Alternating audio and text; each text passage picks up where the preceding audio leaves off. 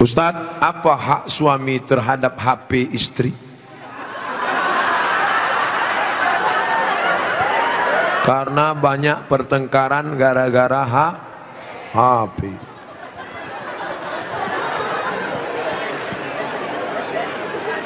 Lima hak ibu terhadap bapak. Catat, ingat baik-baik. Pertama, makan. Ibu tadi sudah dikasih makan? Yang kedua, pakaian. Ibu sudah dikasih pakaian? Karena sekarang banyak perempuan yang tidak diberi pakaian oleh suaminya. Tinggi istrinya 175 tapi dikasih kain cuma 50 cm. Kurang kain. Kadang belum selesai di tempat tukang jahit sudah diambil. Kadang kainnya panjang, resleting belum dipasang. Pas jalan kelihatan. Ustadz kok tahu? Saya ngelihat. Ibu sudah dikasih makan, ibu sudah dikasih pakaian, ibu diberikan tempat tinggal yang layak menurut kemampuan masing-masing. Sudah? Keempat, ibu mesti diberi pendidikan. Yang ngajar ibu ngaji, bapak. Yang ngajar ibu sholat, bapak. Yang ngajar ibu akhlak, bapak. Bapak adalah guru di rumah. Dan yang kelima adalah perhatian. Maka ibu selalu diperhatikan, dari mulai jilbabnya, dari mulai pakaiannya, termasuklah HP ibu diperhatikannya juga. Kok dari tadi sini Ustadz Somad, suatu ketika istri saya pergi kerja dan saya masuknya siang, tiba-tiba HP-nya berdering. Saya cek, rupanya mantan. Dia cari lagi di FB dan mereka sudah jalan-jalan, Pak Ustadz. Hati saya selalu galau tiap hari. Jangan-jangan dia sudah buat ini, jangan-jangan dia sudah jalan ini, jangan-jangan sudah. Bayangkan menderitanya seorang laki-laki gara-gara HP istri yang sudah macam-macam. Gara-gara apa itu? Facebook, Twitter, BBM, WhatsApp, Instagram. Oleh sebab itu jaga ini masalah HP ini, jaga baik-baik. Ah, ini Ustadz Somad gak enak, selalunya HP perempuan aja. Oke, sekarang kita balik. Bagaimana dengan HP bapak-bapak yang lebih banyak perhatiannya ke HP, yang kata-katanya merayu, menggoda? Oleh sebab itu ini mesti dijaga. Kalau tidak, duduk bersama, bapak sama ibu duduk, HP-nya buat baliho besar-besar, judulnya mau dibawa kemana hubungan ini, atau buat besar-besar, jangan ada HP di antara kita. Semoga Ustadz selalu dilindungi Allah, amin. Bagaimana antum menyikapi beda mazhab,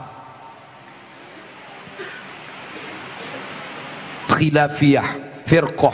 Bagaimana dengan ayat Allah, wa'tasimu bihablillahi jami'a, wa'tasimu, bersatulah, bihablillah, dengan tali Allah. Yang dimaksud tali Allah itu Islam, Al-Quran dan Nah, adapun ijtihad ulama berbeda-beda, tapi kita di Indonesia sudah disepakati tiga. Akidahnya Asy'ari, fikihnya Syafi'i, tasawufnya Sunni, Junaid al-Baghdadi dan Abu Hamid al-Ghazali. Saya ulang sekali lagi, Ahlussunnah wal Jamaah, akidahnya Asy'ari, fikihnya Syafi'i, tasawufnya Sunni, Abu Hamid al-Ghazali dan Junaid al-Baghdadi. Maka kita pegang yang itu. Saya belajar di Maroko 2 tahun, mazhabnya Maliki. Maliki Ahlussunnah. Pertama Hanafi, nomor 2 Maliki, nomor 3 Syafi'i, nomor 4 Hambali. Keempat-empatnya Ahlussunnah. Tapi ketika saya pulang kampung, saya tidak bawa mazhab Maliki. Kenapa Ustaz tidak pakai mazhab Maliki? Andai saya pulang ke kampung, saya pakai mazhab Maliki. Mazhab Maliki kalau sholat tangannya lepas ke bawah, Allahu Akbar.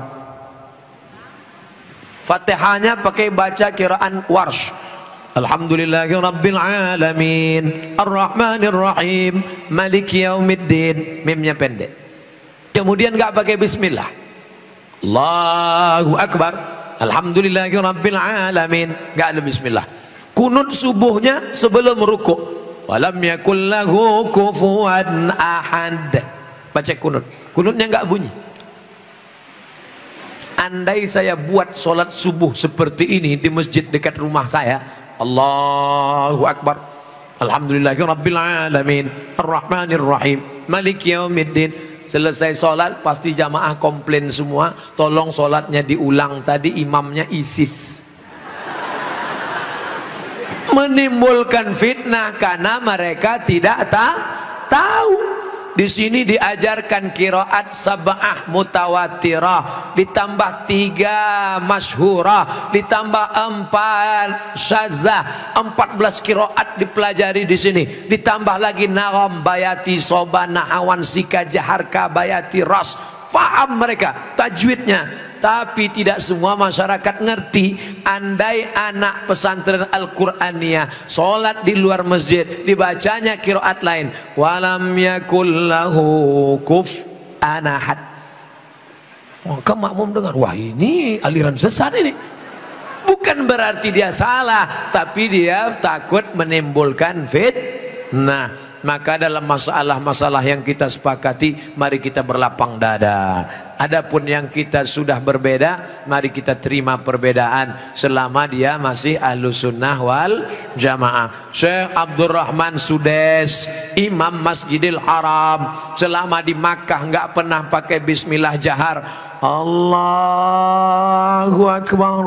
Bismillahirrahmanirrahim. Alhamdulillahi Rabbil Alamin Ar-Rahmanir-Rahim. Tapi begitu beliau jadi imam di Istiqlal, Allahu Akbar, Bismillahirrahmanirrahim. Loh, kok si Abdurrahman Sudes di Istiqlal pakai bismillah jahar? Dia tahu orang Jakarta mazhabnya Syafi'i. Mazhab Syafi'i bismillahnya jahar. Mazhab Hanafi Hambali bismillahnya sir. Bismillahirrahmanirrahim. Mazhab Maliki nggak pakai bismillah sama sekali. Ketiga mazhab ini Ahlus Sunnah wal Jamaah. Tapi kalau mayoritas masyarakatnya Syafi'i, jangan bawa mazhab lain karena khawatir memecah belah umat. Menjaga persatuan lebih diutamakan daripada mengamalkan mazhab. Begitu yang diamalkan oleh para ulama. Saya mau nanya Pak Ustadz, gimana caranya mengelola keuangan keluarga secara islami jika suami istri bekerja? Ar-rijal, lagi-lagi Al-Quran. Semuanya yang menyelesaikan masalah ini Al-Quran. Ar-rijalu qawwamuna 'alan nisa. Laki-laki menjadi pemimpin bagi perempuan. Bima anfaqu min amwalihim, karena mereka mengeluarkan nafkah biaya belanja. Makanya harta warisan laki-laki dapat 2 kali bagian perempuan. Ibu kalau 25, bapak dapat 50. Ibu kalau dapat 50, bapak dapat 100. Kenapa? Karena yang menanggung biaya pernikahan mahar bapak, yang menanggung sekolah anak bapak. Sekarang ibu memang anak orang kaya, punya ruko 2, rumah batu jendela kaca, punya bapak yang sudah sakit asma 2 hari lagi meninggal. Kaya.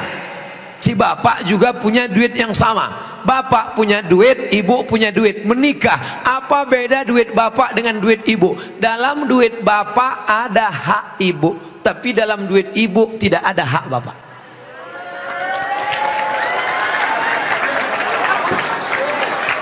Dalam uang bapak ada kewajiban nafkah untuk ibu, dalam duit ibu tidak ada. Tapi karena ibu cinta mati, maka ibu berkata, "Mas, aku tahu engkau kere, miskin, susah melarat, tapi aku sudah terlanjur cinta padamu. Jangankan uang ini, nyawaku pun kuberikan. Ambillah semuanya, dengan syarat jangan kau nikah lagi."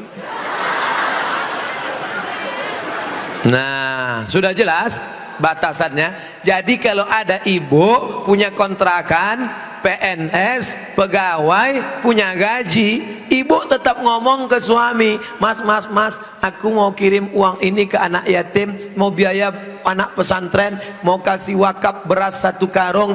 Tapi ibu ngomong ke bapak itu bukan minta izin, karena uang itu memang punya ibu. Ibu ngomong sebagai adab, sopan santun, tata krama, budi bahasa. Jadi bapak jangan kegeeran.